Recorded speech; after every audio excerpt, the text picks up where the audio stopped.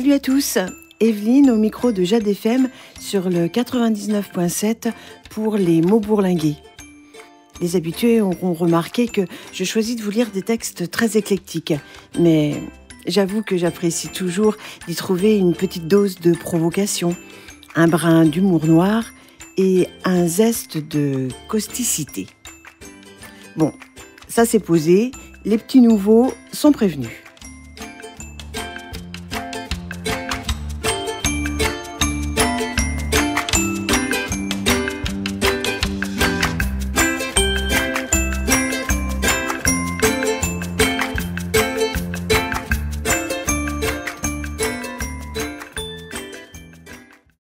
Je commence avec une nouvelle intitulée « Télé-réalité, le dernier jeu » de Martine Suassander. Giscard Desmarets était un surdoué de la vie. Dès qu'il eut conscience qu'il se passait des choses effroyables, à quelques pas de lui, de l'autre côté de la paroi, il se promit de ne pas affronter ce monde dont il percevait la violence et la cruauté au travers de son effrayant qui déchirait sa toute jeune conscience. Coup de feu, explosion, fracas intempestif, ce tintamarre permanent n'avait aucun sens pour lui. Abrité temporairement dans le ventre de sa mère, il tenta, lors d'une crise de panique aiguë, de s'enrouler le cou avec le cordon ombilical, mais il n'y parvint pas. Résigné, il fit sien le vieil adage « Pour vivre heureux, vivons cachés » et il disparut à l'intérieur de lui-même. En vérité, la télévision, source de ces persécutions, marchait toute la journée, le son poussé au maximum, et la vie fétale du petit être était rythmée au gré des émissions qui se succédaient de 7h30 du matin jusqu'à très tard le soir. Autant dire qu'il dormait très peu. Des séries américaines aux sirènes hurlantes, aux documentaires de tout poil, avec un pic culminant en soirée, à l'heure fatidique du journal télévisé. Il avait droit à la totale en non-stop. Tout cela lui parvenait presque intact dans son intégralité, quoique légèrement amorti par quelques centimètres d'une bonne épaisseur de graisse, Madame Mère ayant fâcheusement pour sa plastique sauté le 5e des péchés capitaux. De temps à autre, par-dessus cette cacophonie, des cris stridents vrillaient ses minuscules ouïes déjà bien malmenées. C'étaient ses 6 frères et sœurs qui se bagarraient pour attraper la télécommande et devenir ainsi, pendant un court moment, le maître du zapping. Il arrivait même au chien de contribuer à l'hystérie collective lorsqu'on lui supprimait brutalement son émission animalière hebdomadaire.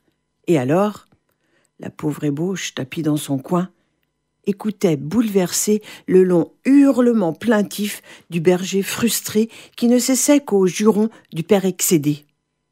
C'est ainsi que les premiers mots du petit Gigi furent « Ta gueule, Satan !»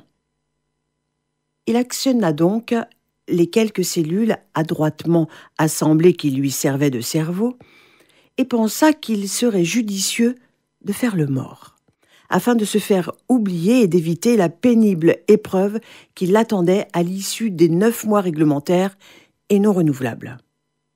Il décida de squatter définitivement le nid maternel et, lorsque le terme échut, il s'accrocha avec la force du désespoir à la paroi de l'utérus, déterminé à n'en sortir que par la force des armes. Il eut donc droit à une expulsion sans ménagement, bien qu'on fût en plein mois de février et qu'il fît un froid à ne pas jeter un spermatozoïde dehors.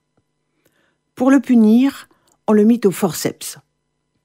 Il apparut alors comme un extraterrestre, avec une tête oblongue, un crâne lisse et nu en forme de ballon de rugby, sous le regard décontenancé de sa mère, qui jugea bon de fermer le passage à un éventuel locataire suivant. On le trouva ni beau, ni laid, juste un peu étrange, mais on l'aima quand même.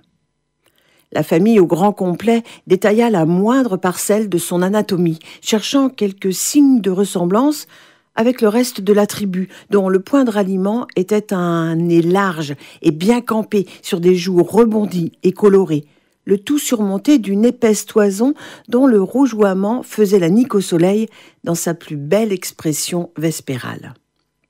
Cet enfant-là ne ressemblait à rien de ce qui se faisait dans la famille, de gène en gène, depuis plusieurs générations. Enfin, après moult discussions et avis controversés, on convint qu'il avait un petit quelque chose d'indéfinissable de l'oncle Albert, qui avait été arraché au sien à l'âge de 5 ans suite à une méningite. À force d'être recroquevillé et confiné dans ce qui lui servait de bunker, numéro 7, pâlot et souffreteux, paraissait aspirer à rejoindre Albert sur sa lointaine planète. On l'ondoya, puis pour faire plaisir à la mère qui avait fait le plus gros du travail, on le prénomma Giscard, car, pensait-elle, avec son amour immodéré de mère défiant toutes les lois de la logique, avec un crâne pareil, il ne pouvait être que très intelligent. Cet enfant, disait-elle fièrement à son entourage, est tout en tête. Il vivra et finira à l'Académie française. Et il vécut, en dépit des prévisions pessimistes de la fée médecine. La tête d'ovule prit, au fil du temps, des proportions plus acceptables, mais son regard coulait sans se poser même un bref instant sur les gens et les choses qui l'environnaient. En réalité, celle qui avait été l'objet de ses tourments lors de sa vie in utero devint l'objet de ses fantasmes. Et il jeta son dévolu sur la toute-puissante boîte à mirage qui semblait détenir le secret de l'immortalité. Le docteur expliqua à la famille que l'enfant n'était pas terminé. Pour preuve, on voyait battre le cœur de la petite cervelle sur le sommet du crâne, car le petit Giscard, comme un oisillon tombé du nid, n'avait qu'un léger duvet en guise de scalp, et sa fontanelle ne se refermait pas. Mais on avait beau attendre et espérer, le petit Gigi ne se terminait toujours pas. Comme il aimait se balancer, son père lui fabriqua un joli fauteuil à bascule qu'on installa devant la télé. Lorsque ses frères et sœurs partaient pour l'école, sac au dos, emportés par la brume matinale, il restait assis de longues heures, silencieux, les pupilles dilatées et la bouche ouverte, subjugué par le carré lumineux. « Ça l'occupe » disait la mère. « Et de toute façon, il ne comprend rien » renchérissait le père. Et chacun repartait satisfait, l'un à l'usine, l'autre dans sa cuisine. Gigi, comme une bernique sur son rocher, ne décrochait que pour satisfaire les envies pressantes. En fin de journée, chacun retrouvait sa place habituelle. Les enfants, autour de la grande table de la salle à manger, faisaient leurs devoirs, l'œil en biais, prêts à saisir la moindre image. Le père et la mère se rejoignaient alors sur le canapé, intimité qu'ils partageaient avec leur animateur préféré, un chic type dont les cravates faisaient jaser dans les foyers. Gigi, qui avait accumulé des connaissances pendant ses 9 mois de détention, jubilait intérieurement. Dès le début du jeu, là où ses parents se plantaient lamentablement, il rongeait son frein car les réponses affleuraient ses lèvres. Mais il savait qu'au moindre faux pas, on l'enverrait à l'école avec les autres garnements et il devrait alors partager toutes ces corvées dont il était exempté. Destin médiocre qui ne le tentait nullement. Et la vie des Desmarais s'écoulait ainsi, figée dans une tranquille inconscience, selon un rite immuable. Le matin, l'ami William partageait leur petit déjeuner. Patrick, aux prestigieuses initiales, s'invitait à dîner à 20 heures précises. Et la nuit venue, on couchait avec ce qui tombait sous la main. Que du bonheur. Mais qu'y a-t-il de plus éphémère que le bonheur ? Un très bel après-midi de juin, Madame Desmarais fit une infidélité à Déric et s'installa à l'abri de la tonnelle dans le jardin où elle finit par s'endormir. Gigi n'avait pas quitté son fauteuil à bascule, se balançant au gré du feuilleton. Les yeux mi-clos, mais toujours vigilants. La terre semblait tourner au ralenti, dans une tiède torpeur. C'était comme une sorte de trêve, un délicieux moment d'absence savouré par quelques privilégiés, et même la télé s'était mise en veilleuse. Vers 16h30, la mère se réveilla brusquement, surprise de s'être assoupie si longtemps. Il fallait s'occuper de Gigi, lui préparer son goûter. Elle rentra à la maison et fut étonnée de ne pas y trouver le petit. Elle l'appela, mais n'obtint aucune réponse. Elle le chercha à l'étage, descendit au garage, retourna dans le jardin et refit un dernier tour d'inspection dans la maison, l'appelant sans relâche. En vain. Le petit Gigi semblait s'être volatilisé. D'abord, elle crut à une facétie de l'enfant. Elle menaça, s'il ne pointait pas le bout de son nez, de le priver de télé. L'argument ne portant pas, elle promit tout ce qu'il pouvait désirer. Enfin, elle tenta de l'appâter avec un gros paquet de bonbons qu'elle secoua vigoureusement dans toutes les pièces, espérant voir le petit garnement sortir de sa cachette. Sans succès. Alors elle comprit qu'il était arrivé quelque chose de grave à son fils, et elle eut peur au-delà même de la peur. Le père, alerté par l'appel angoissé de sa femme, accourut le plus rapidement possible, refit le même parcours que la mère, inspectant la maison dans ses moindres recoins, se refusant à céder à la panique. Mais il finit par admettre que sa femme avait peut-être raison et qu'il fallait prévenir la gendarmerie. C'est alors que les 6 autres petits des Marais, revenant de l'école, déboulèrent dans le salon, inconscients du drame, dans un joyeux chahut.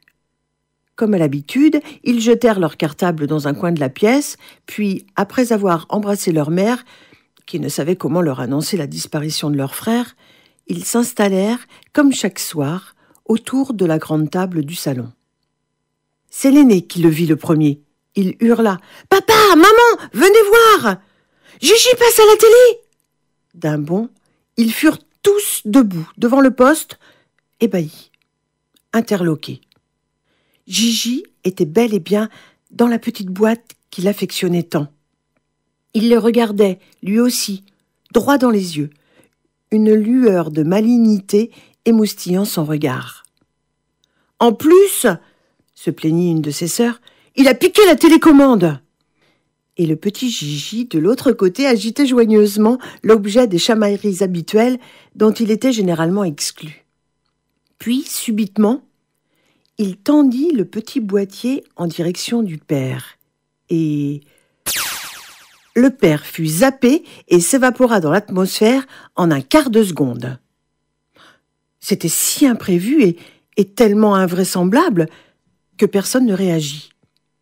Gigi semblait beaucoup s'amuser et, comme dans un jeu vidéo, il zappa sa mère, immobile et frappé de douleur, et ses frères et sœurs qui tentaient de s'échapper en visant toutes les ouvertures et caches possibles. Cette fois, Gigi s'amusait franchement. Il riait aux éclats et n'avait jamais été aussi heureux. Et plus de maison. Alors il vit le soleil sur le point de se coucher dans sa belle robe de chambre orange, et cela lui rappela la vilaine tignasse de ses 6 petits niais. Et le soleil. L'astre divin, désarçonné, se détacha doucement du ciel, bouscula quelques nuages au passage, tenta de se raccrocher aux branches des arbres, puis il termina sa course dans un énorme au fond de l'océan. Le choc fut intense, et la mer déborda dans un magnifique feu d'artifice, s'étalant sans pudeur sur toute la surface du globe. Sur son passage, elle emporta toute espèce de vie. Seul le petit poste tanguait sur les flots. À l'image, Gigi ne souriait plus. Il avait perdu son public et était devenu un artiste maudit. Alors, il pointa la zapette sur son front, appuya sur la une et disparut à son tour. Voici la fin tragique de notre triste monde. Comment je le sais? C'est moi le producteur de l'émission. J'ai fait fort, je le reconnais. Mais que voulez-vous? Je m'ennuie parfois dans toute cette immensité, et les hommes sont si cabotins. Pour passer à la télé, ils sont prêts à faire tout et n'importe quoi. Ah, la télé, quelle invention rigolote! Qu'est-ce que je vais m'emmerder maintenant?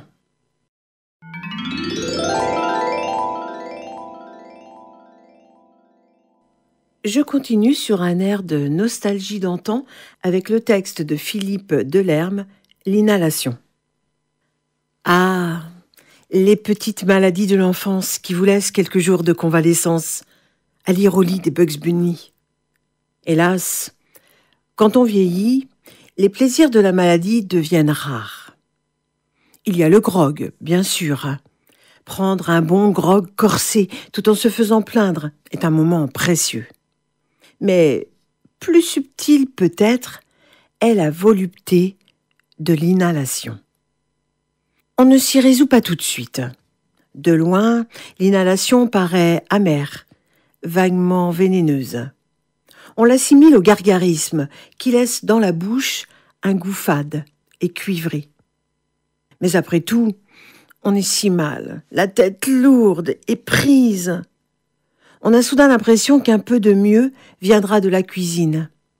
Oui, près du fourneau, de l'évier, du réfrigérateur, une espèce de simplicité fonctionnelle peut vous soulager. Le flacon de fumigalène est là, sur l'étagère, à côté des sachets de tilleul et de thé. Sur l'étiquette, un profil démodé happe avec délice une volute de fumée blanc-neige. C'est cela qui décide, cette impression de renouer avec un rituel démodé. On fait chauffer de l'eau. Autrefois, on avait un inhalateur en plastique dont les deux parties se déboîtaient toujours et qui laissait des cernes sous les yeux. En éloignant un peu son livre, on pouvait même lire. Mais maintenant, on a perdu cet appareil, et c'est encore mieux. Il suffit de verser l'eau bouillante dans un bol, d'y ajouter une cuillère de ce liquide doré, translucide, qui, aussitôt versé, diffuse un nuage verdâtre, pois cassé. On se couvre la tête d'une serviette éponge. Voilà. Le voyage commence et l'on est englouti. De l'extérieur, on a toutes les apparences de quelqu'un qui se soigne sainement, avec une énergie mécanique et docile. En dessous, c'est autre chose. Une sorte de ramollissement cérébral gagne et on plonge bientôt dans une moiteur confuse. La sueur monte aux tempes. Mais c'est à l'intérieur que tout se joue. Une respiration régulière, profonde, apparemment vouée à la libération méthodique des sinus, initie au pouvoir du fumigalène perverse. Parfaitement immobile, on erre délicieusement, avec des gestes d'une ampleur amphibienne dans la jungle pâle du poison vert tendre. L'eau vient de la fumée vient de l'eau. On se dilate dans l'évanescence et bientôt la torpeur. Tout près, très loin, des bruits de repas préparés viennent d'un monde simple. Mais immergé dans la vapeur des fièvres intérieures, on ne veut plus lever le voile.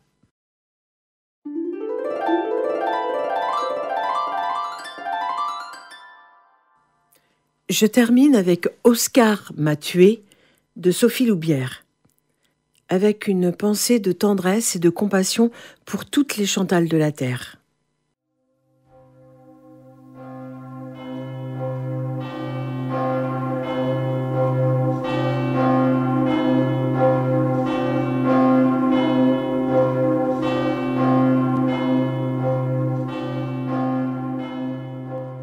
Chacun prit sa place de part et d'autre de la nef. La famille devant, une poignée d'amis derrière, puis Au fond de l'église Saint-Pierre, portable en mode avion, une petite cinquantaine de journalistes. Dehors, sous un crachin sinistre, la foule attendait, carnet de dédicaces en main. Jamais, à Plaisir, on n'avait vu autant de véhicules embouteiller les boulevards. Pionnier dans le tri sélectif, célèbre pour son château 17e, Plaisir était le théâtre d'un événement exceptionnel. Une star internationale assistait aux obsèques d'une ancienne camarade de classe. Un acteur mondialement célèbre, héros typique des temps modernes, séduisant et drôle, qui avait débuté comme apprenti serrurier auprès de son papa, ici même, dans les Yvelines. La vedette ne manquerait pas de remplir le tronc d'une aumône conséquente, de quoi aider au financement des travaux de rénovation de l'édifice en décrépitude. Accompagné de son épouse, élégamment vêtue d'une robe noire et d'un collier de perles en nacre rose, l'acteur se mouchait par intermittence, victime d'un rhume de saison, donnant au public l'image d'un homme en proie à un chagrin christique. Le prêtre entama la cérémonie par un émouvant portrait de la défunte, mère aimante et épouse fidèle, réputée pour avoir bon cœur. L'acteur fut appelé par le curé. Il quitta sa chaise. « Jean, tu honores Chantal par ta présence, et nous tous, ici, t'en remercions. » Le prêtre tendit ses bras pour l'étreindre, frôlant l'élégant costume noir de son surplis. Puis il tira de sa manche une lettre, tel un magicien sortant une colombe de son chapeau. La lettre de Chantal Lacombe Boucher, fille de Claude Boucher, le buraliste de la place du marché, commerce dont elle avait repris la gérance en 1989. L'acteur avait reçu un message sur son iPhone alors qu'il présentait son dernier film dans un festival à Munich. Son père lui demandait de contacter maître Vaujour, notaire d'une certaine personne avec laquelle il était censé avoir flirté dans sa jeunesse. L'artiste se souvenait à peine de la défunte. Une fillette à nattes et soquettes, plutôt distante avec les autres élèves, dont il avait caressé l'idée de devenir le petit ami durant toute une année. Mais ça remontait à l'école primaire et, au bout du compte, la fille avait refusé de sortir avec lui. Le notaire de la famille Boucher avait fait part d'un souhait spécial de la défunte, emporté par un cancer. Chantal avait écrit une lettre destinée à être lue à son entourage le jour de son enterrement par une personne bien particulière. Le fameux petit garçon auquel un jour elle avait dit non. Le futur Rodolphe Valentino du 7e art. La nostalgie d'une époque où il faisait ses premiers pas de comédien dans la cour de récréation, de pantomime en imitation cocasse de la maîtresse, opéra comme par magie, et l'artiste donna son accord. Maintenant, Jean, si tu veux bien exaucer le vœu le plus cher de Chantal et procéder à la lecture. L'acteur hocha la tête. Il était habitué à ces cérémonies typiquement provinciales ou d'improbables confréries dédiées à l'andouille, aux huîtres ou à la liqueur de gentiane suspendaient à son cou des paquets de médailles. Ici, on ne l'obligerait pas à s'empiffrer de spécialités régionales pur beurre en buvant un petit coup de blanc. Le curé se contenterait de déposer sur sa langue l'hostie pour la célébration de l'Eucharistie. Solennel, la vedette décacheta l'enveloppe.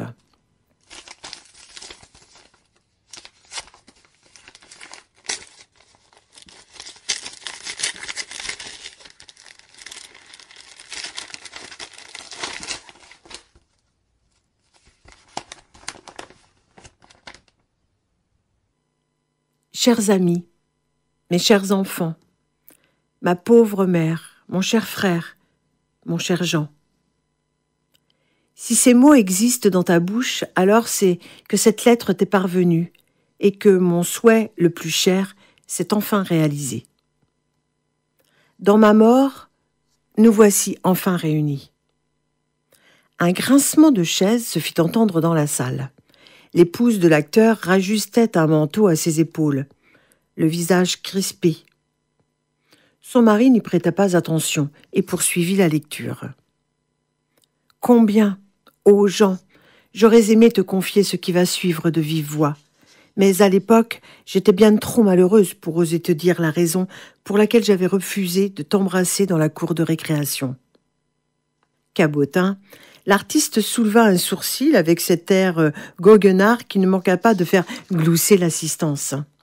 « Oui, déjà depuis le premier jour où je t'ai vue entrer dans la classe, je suis tombée amoureuse de toi. Mais je savais aussi que jamais le bon Dieu ne permettrait que je puisse être tienne un jour. » Depuis sa chaise, l'épouse de l'acteur affichait un sourire faussement attendri, comme on fait aux enfants avant de les gronder. Son mari se contenta de lever les yeux vers le Christ crucifié et de lui adresser d'inaudibles paroles de reproche. Des rires fusaient, çà et là, dans l'église. Car je n'étais pas digne de toi. J'étais déjà une mauvaise fille, à cause de ce que le père m'obligeait à faire le soir quand il venait me rejoindre dans mon lit. La voix se fit moins nette. Avant de reprendre, l'orateur posa machinalement un regard sur le père de la défunte, un presque vieillard en chaise roulante, installé à l'extrême droite de la première rangée de chaises. Ça a duré des années. J'avais tellement honte, si tu savais, Jean. C'est moi qui l'ai poussé dans l'escalier, le père. Il n'est pas tombé tout seul, contrairement à ce que j'ai dit à la police. J'aurais bien aimé qu'il crève ce jour-là, mais le bon Dieu n'a pas voulu. Enfin, au moins, il était paralysé. Il ne me toucherait plus. À ce passage du récit, un faible cri retentit au premier rang. Les yeux écarquillés, Christiane, la mère de la défunte, cachait sa bouche d'une main tremblante. Le curé demanda à l'acteur de suspendre un instant la lecture, et un bref entretien se déroula loin du micro. Exclamations retenues et chuchotements parcouraient l'assistance, telle une vague scélérate surgissant de nulle part. L'acteur reprit sa place devant le lutrin, tapotant l'épaule du curé comme pour le rassurer. Il éclaircit sa voix avant de poursuivre. « J'ai grandi avec le regret de ne pas avoir pu t'aimer, Jean. Mais tu as été ma lumière. Te voir à la télé et au cinéma, c'était comme vivre une autre vie. J'avais l'impression de respirer avec toi, de sentir presque ta peau sous mes doigts. Oh, combien j'aurais aimé porter tes enfants, plutôt que ceux de Gérald, qui m'a mise en cloque le jour de mes 17 ans dans son véhicule de service le soir du bal des pompiers. Il faut dire que c'était de ma faute. Je ne pensais pas qu'un gars puisse s'intéresser à moi puisque j'avais pris 20 kilos en 2 ans. À l'époque, je m'habillais déjà en taille 44. 6 fois, Gérald m'a engrossé. Un gémissement monta dans la nef.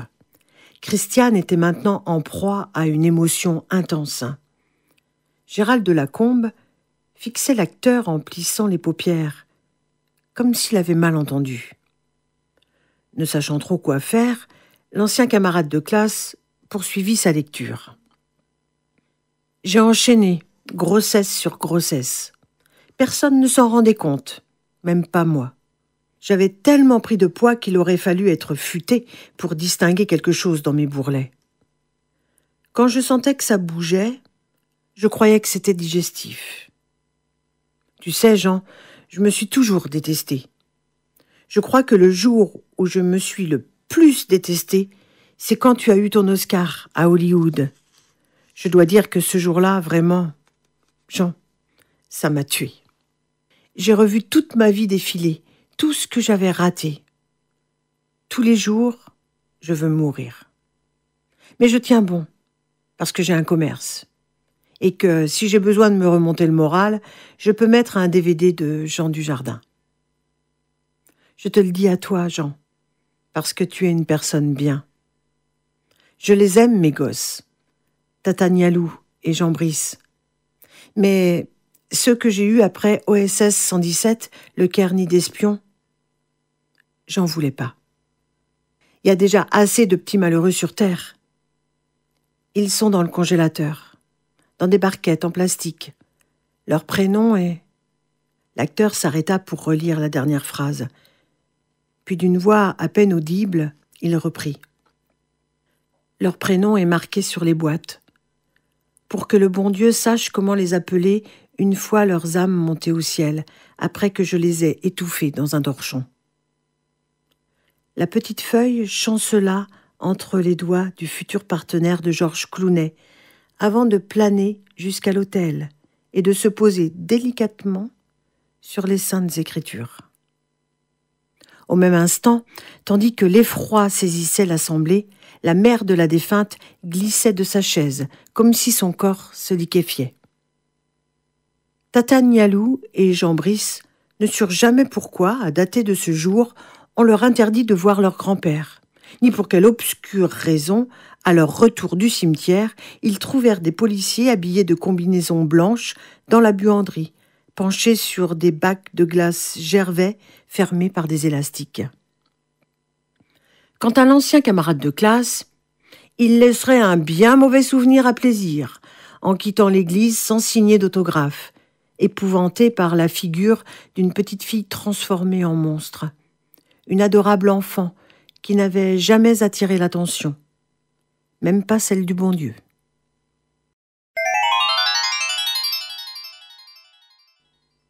Voilà, c'est fini. J'espère que ce racontage vous a plu. Vous pouvez réécouter cette émission ainsi que les précédentes en podcast sur le site de Jade FM. À tout bientôt et très belle journée. Ciao!